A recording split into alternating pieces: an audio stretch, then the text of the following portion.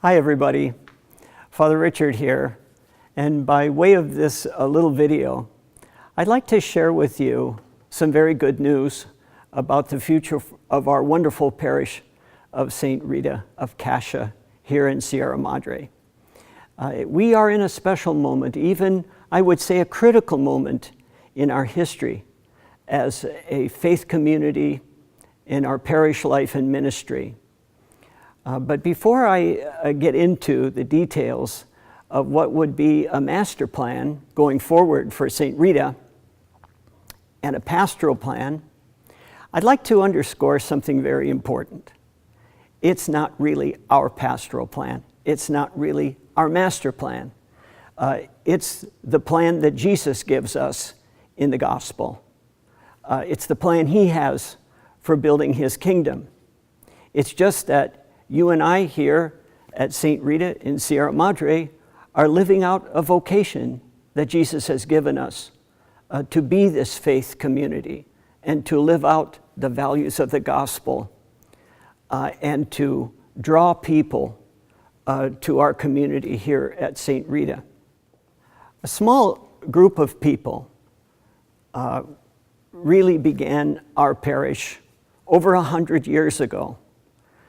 And those Catholics, individuals and families who were living here in Sierra Madre were very aware of the fact that other Christian communities in the city had their churches. The Episcopalians at Ascension were already worshiping in their space. First Congregational Faith Community was worshiping in their space. But the Catholics here in Sierra Madre back in 1907 were traveling to Monrovia over dirt roads and muddy roads. They would attend Mass by getting on a Pacific Electric car and going down to central Los Angeles to St. Vibiana Cathedral, or they might be going all the way over to San Gabriel Mission. So they very much wanted to be able to celebrate Mass and be a community right here. So no wonder when Father Matthias Barth moved into Sierra Madre for his health and for cure of his chronic bronchitis, moved into a house right on Baldwin near Olive. The people said, why can't we have Mass right here? And as they say, of course, the rest is history. These were the beginnings of a parish of faith community, and they're following a vocation for us to be church. This is what I mean by saying it's always Jesus' master plan. I think Psalm 127 says it best. Unless the Lord builds the house, they labor in vain who try to build it. In a nutshell, then, how did we arrive at this important next moment for St. Rita? Well, in 2004, I was appointed pastor of St. Rita. And when I arrived here at St. Rita, one of the things I noticed pretty quickly was that there is a community here that was approaching 100 years, centennial. And it was a ripe moment for looking back, doing a self-study within the parish, and saying, where have we come from, where are we now, and where are we being called to go forward? So with the help of our councils, we launched a survey of the parish. And from that survey, over many months, we received over 400 completed surveys expressing what were the needs and the hopes and the dreams of our people here at St. Rita. From that, we formed our 2007 pastoral plan that we have been living and working on. One of the most important parts of our pastoral plan is the declaration that absolutely at the center of everything we do is the Holy Eucharist, our prayer and worship, our celebration of the Mass. From that flows our parish life and ministry. And as Jesus told us himself, the absolutely absolute priority has to be the poor. It has to be reaching out to those in need. It has to be working for justice to help establish peace in our own community. This is simply being disciples. This is stewardship. This is responding to Jesus' call to all of us to be St. Rita Parish in Sierra Madre. In front of our oldest building, our 1922 building, so time-honored both for our city and for our parish community. Wouldn't it be wonderful that in some day ahead, this would become the jewel, the centerpiece of our parish plant? You know, as we've been living these past years, our new pastoral plan of 2007, we've really been trying to make progress and build these new ministries and establish these new programs. And in doing so, we've needed to be responsible about the future, providing that the ministries that we're growing have the right space and the places to organize themselves. And so a master plan has to include that future. And our archdiocese, in any parish working on a master plan, requires that you take a close look at everything you own, everything you have, and make sure that you're taking care of the future. Now, once we have identified special needs for new space and new office space, organizational space, and so forth, and answering the call of all those studies, the next logical and professional move was to call in some architectural counsel and say, here's what we do 24/7, 7 days a week, 365 days a year. Here's how we use our whole parish facility. Now, going forward and looking at our hopes and needs and dreams, what would you as architects suggest as a possible way to go?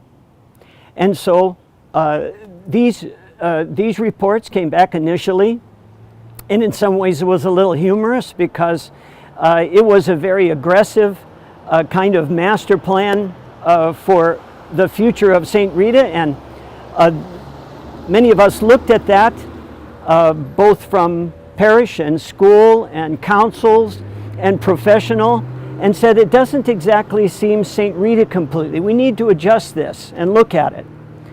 Then also at the same time a vision for the school and how would it emerge and what it might look like going forward in the future.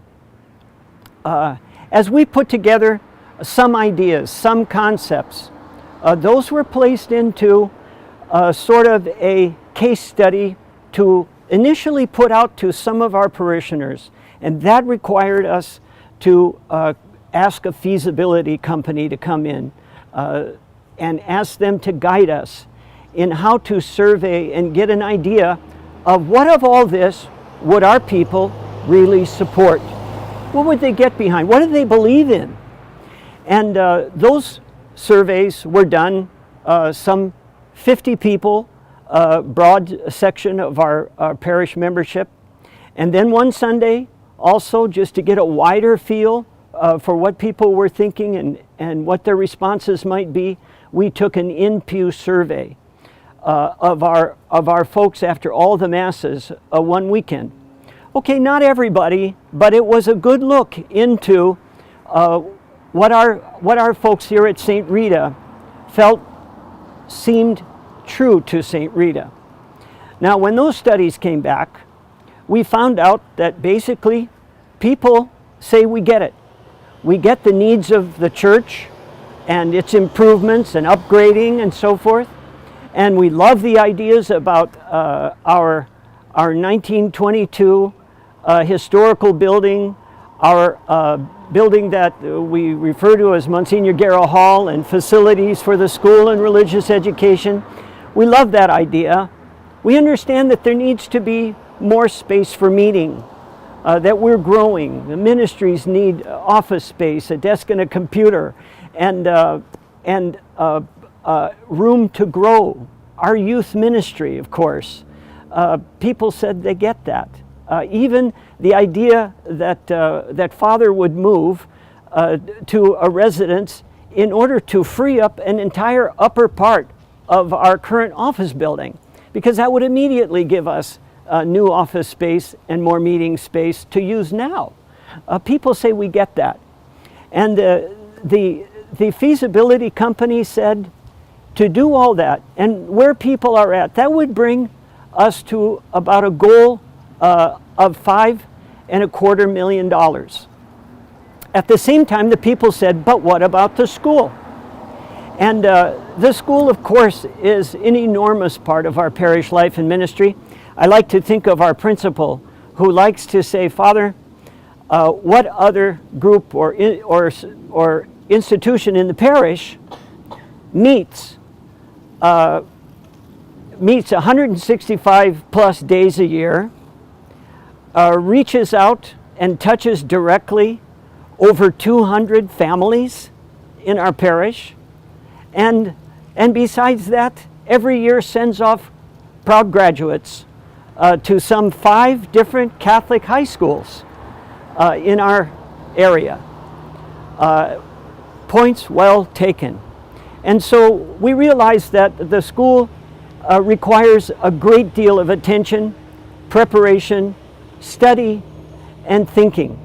What we know now from the studies that we've had done, that to fulfill all the wishes for the school, and they spent a great deal of time looking into what the strong future St. Rita School would need to look like and be. We realized that to actually completely renovate everything we already have and bring it up to standard and better than standard for our graduates from here, we realized that that would cost just about the same as it would to build a whole new school, somewhere in the neighborhood of $5.5 to $6 million. And so obviously important questions to be answered, many more concepts to be looked at, and again to return to the people, to all of you, and say, what do you support? What can you get behind? And we're beginning to get some ideas about that, and we're already involved in looking to other resources that would help us reach our dreams and for the future of our school. So in the end, our capital campaign has really 2 legs, 2 major phases.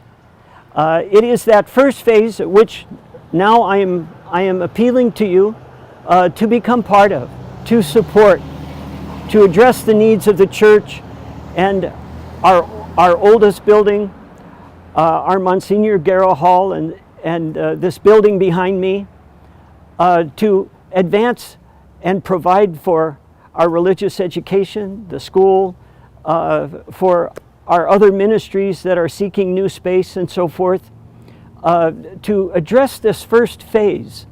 But at the same time, we are already working towards realizing our dreams for the school. And you will be hearing more and more about that. And so, as a master plan, as a full plan, we are looking to these 2 efforts for St. Rita, and they are by all accounts very doable. They're doable mainly as we have the faith, the trust, and the belief to push them forward, to make them happen, because we believe we're doing Jesus' master plan. And so here I am at our altar, the sanctuary of St. Rita Church. And as the liturgy so beautifully says, everything of our parish life and ministry flows to this altar, and in our Holy Communion, everything flows of parish life and ministry from this altar. And so a master plan, a pastoral plan, is all about our discipleship, our stewardship. And our master plan is honoring our 100-year history here in Sierra Madre, but is for you and I, now in this new millennium, to provide for this next 100 years to provide a sure foundation for St. Rita Parish, School, Life, Ministries going forward. As your pastor, humbly, I invite your enthusiastic participation in this two-phase master plan. I invite you to strengthen our Holy Communion together. I invite you to grow together, all of us, in deeper faith, and with that deeper faith, to provide more hope for those who come in touch with us, who come seeking us out, and for ourselves to have hope. And with faith and hope, to love as Jesus loves, and to carry out his master plan in our day, in our time, and going forward.